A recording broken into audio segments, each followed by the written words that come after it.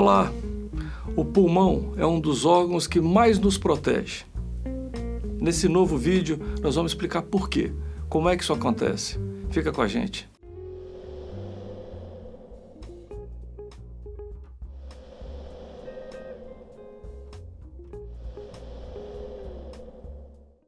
E os patógenos que chegam através do pulmão? Patógenos é o termo técnico que a gente utiliza para chamar vírus, bactérias. Bom, acho que agora com a Covid, inclusive, todo mundo ficou muito alerta a isso, dúvida, né?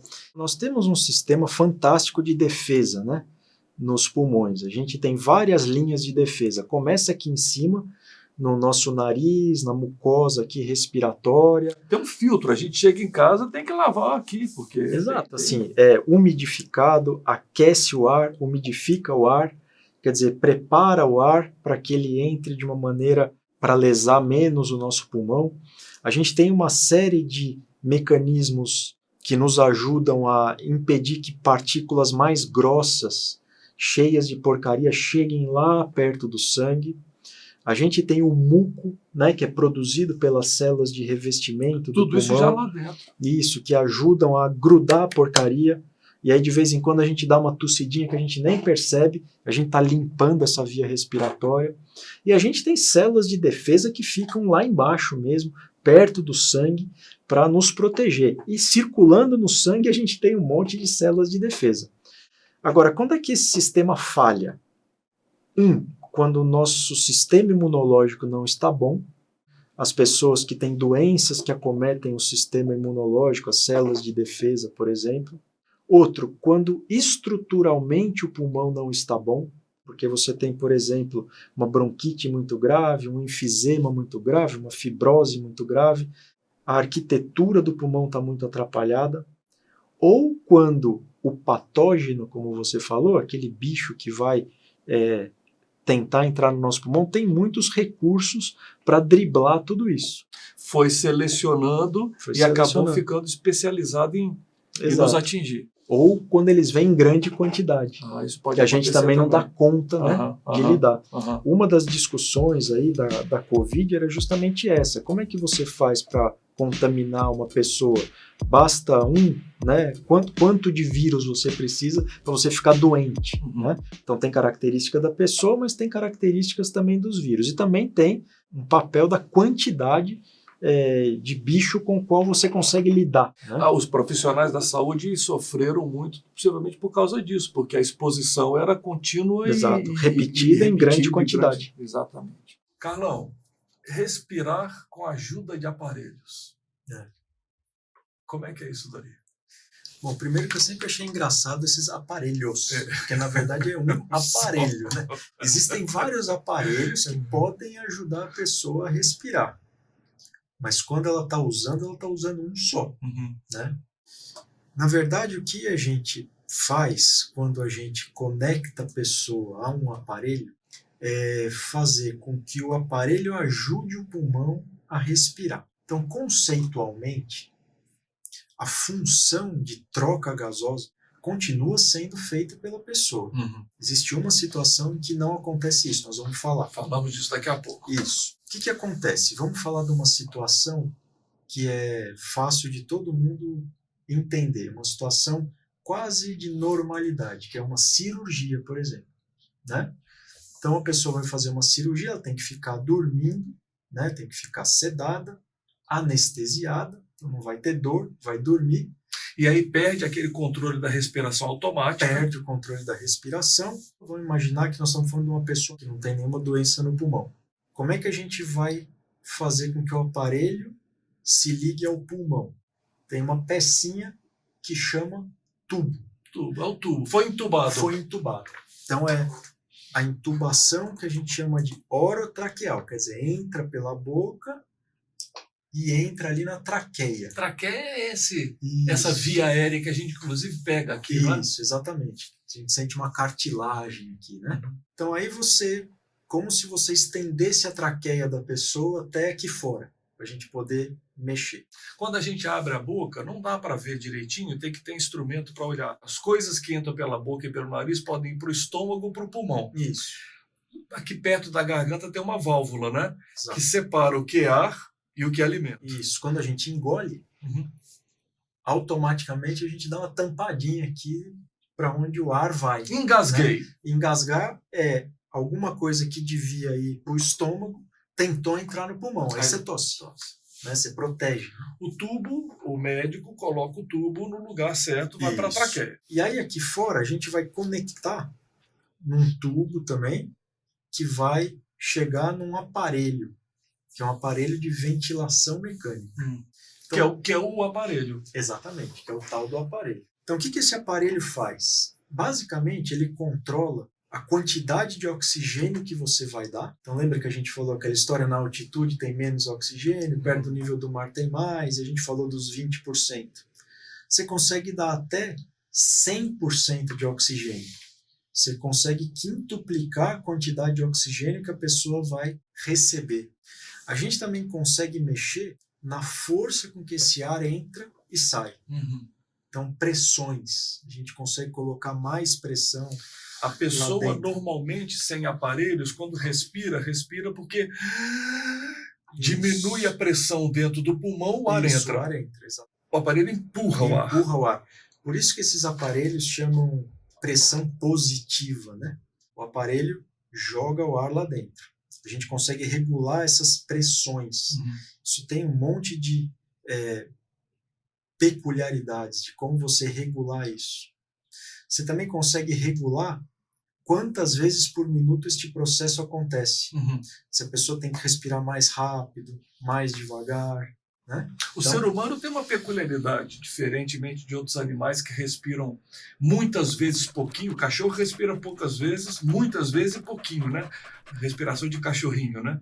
A gente não, a gente respira mais lentamente e mais volume. Exato. O aparelho regula isso, dependendo do que a gente queira, consegue regular até isso. A gente regula, né? O aparelho, dependendo do que a gente precisa. Né?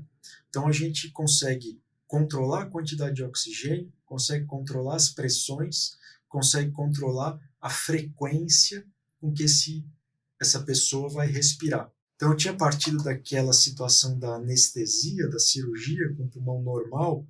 Essa é uma ventilação relativamente simples, porque o pulmão não tem doença ali. Quando tem doença no pulmão, aí é mais importante você saber regular isso. No começo da pandemia, né, muita gente fala assim, olha, precisa de ventilador. Teve gente falando, eu quero comprar um ventilador. Qual é o problema disso? O problema disso eu vou tentar resumir de um jeito bem fácil. Eu não sei cozinhar, Pedrão. Não sei cozinhar. Adoro comer bem, sei reconhecer quando alguém cozinha bem, mas eu não sei cozinhar. Você pode me dar os melhores ingredientes, os melhores utensílios, o melhor fogão e um livro de receita ótimo. Não vai sair bom, porque eu não sei fazer. Você precisa ter uma intimidade com aquilo, não é só ler, né? Você precisa saber a hora, né? Sempre tem aquele pulo do gato de quem cozinha, né? Eu sei que você é um cara que cozinha bem, então... Não cozinho nada. Tem aquela coisa, né? Aquela manteiguinha a mais, passo no açúcar aqui. O ponto. Exatamente. Então, assim, não adianta você comprar um ventilador mecânico e ligar numa pessoa, porque não é uma coisa tão simples não, assim. Até porque né? que a gente ouviu muito essa história, não, eu vou comprar um respirador para mim. Quando a pessoa precisa, ela mesma não vai poder. Exato. Além disso, ela mesma não vai poder.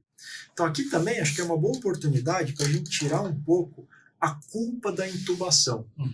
Quando a gente vai conversar, às vezes, com a pessoa que precisa ser entubada, fala, doutor, mas eu não quero ser entubado, porque eu ouvi quem é entubado morre. Primeiro, isso não é verdade.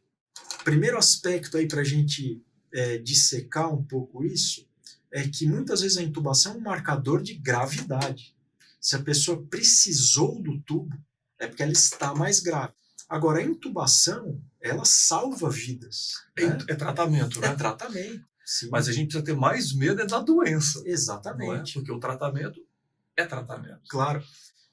Mas a intubação, ela salva vidas. Quando a gente promove a intubação, a gente precisa, como comentamos já, de uma sedação, de tirar a dor, porque é muito difícil, se não impossível, que a pessoa aceite a ventilação mecânica, principalmente quando a gente precisa controlá-la, Um pelinho de alguma coisa já nos faz tossir. Exatamente. Imagine um tubo e respirando de algum jeito, de uma maneira não natural, né? Exatamente. E isso durante muito tempo, né? Então imagina, tem o sono, né? Tem todas essas questões.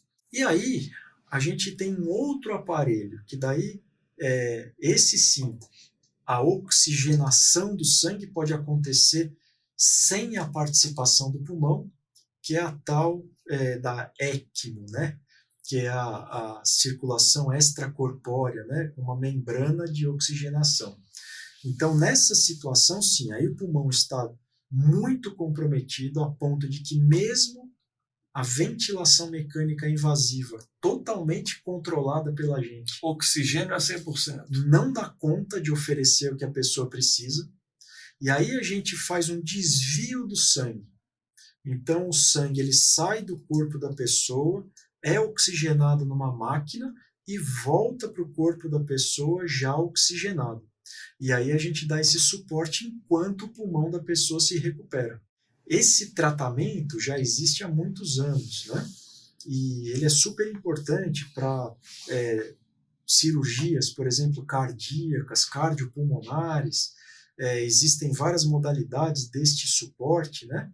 Aí deixa de ser ventilação artificial, passa a ser oxigenação por aparelhos. Na verdade, você mantém a intubação com o ventilador, mas num parâmetro bem menos elaborado, e você oxigena este sangue fora do corpo e ele volta para o corpo da pessoa enquanto o pulmão se recupera. Carlos, você falou uma coisa que me atiçou bem a curiosidade. Quer dizer, quando sobe a oxigenação, diminui a oxigenação, gás carbônico, etc., a pessoa sente alguma coisa. Sintomas.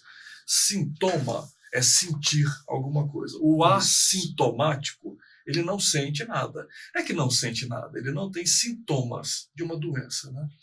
E quais são os sintomas dos problemas pulmonares? Quer dizer, a gente sempre ouve dizer, olha, falta de ar, cansaço, preguiça.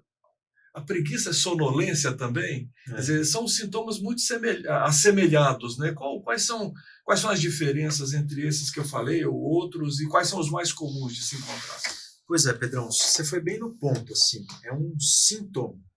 Então, a primeira coisa para a gente entender é que a gente tem uma capacidade no cérebro de perceber quando a nossa respiração não está dando conta do que a gente precisa, né? O nome técnico desse negócio é dispneia, né? Então, é uma respiração que ela é percebida como fora de inadequada, né? Eu acho que esse é um termo que as pessoas conhecem bastante, essa partícula, pneia, porque pneumologia é o que nós estamos falando, mas aí tem a apneia, quando mergulha em apneia, eu não estou respirando. E a dispneia é quando você não sente que a sua respiração está boa. O que acontece? A gente tem um monte de sensores lá no pulmão que constroem para o nosso cérebro uma informação de que as coisas estão caminhando bem. Então isso tem a ver com a distensão do pulmão, tem a ver com quanta água tem dentro do pulmão, se ele está mais encharcado, se ele está mais seco, se ele está muito espremidinho. Isso causa uma informação, isso gera uma informação que vai ser percebida numa determinada região do cérebro. O médico não se preocupa somente quando está tudo ruim, né? A gente tem nome para as coisas boas também, chama eupneico. Isso, é a exatamente. Pessoa que não tem sintomas respirando confortavelmente, não tem uma queixa, né? E aí, o que acontece? Quando a gente tem algum desequilíbrio numa determinada função, isso é percebido. Então aí já cria um pouco já começa a explicar um pouco da criação de confusão na terminologia, porque é mais ou menos como dor. Se você martelar o meu dedão e eu martelar o seu dedão, você vai ter dor também. O dedão é o outro, Carlos. Isso. Você vai ter dor e eu também. Agora, eu não sei qual é a dor que você sente e você não sabe qual é a dor que eu sinto. Difícil medir, né? A intensidade, né? Então isso tem fatores pessoais, fatores culturais, né? A gente sabe, existem pessoas né, que aquela que a gente brinca, né, homem gripado, né, homem gripado, o cara tá largado, né? Esses dias eu ouvi isso. Mede a temperatura antes de ir no shopping. A chance de um homem com febre sair andando nenhuma. E muitas vezes, né, a mulher em trabalho de parto andando, né, vai resolver coisas que... Então, assim, isso é uma sensação. Existem esses sinônimos. O cansaço pode ser uma manifestação de alguma coisa que está indo mal no pulmão. Mas, às vezes, é alguma coisa que está indo mal em outro domínio, mas que acaba afetando o pulmão também, né? Existe uma figura clássica na investigação das pessoas que estão cansadas ou que dizem que têm falta de ar, que são engrenagens.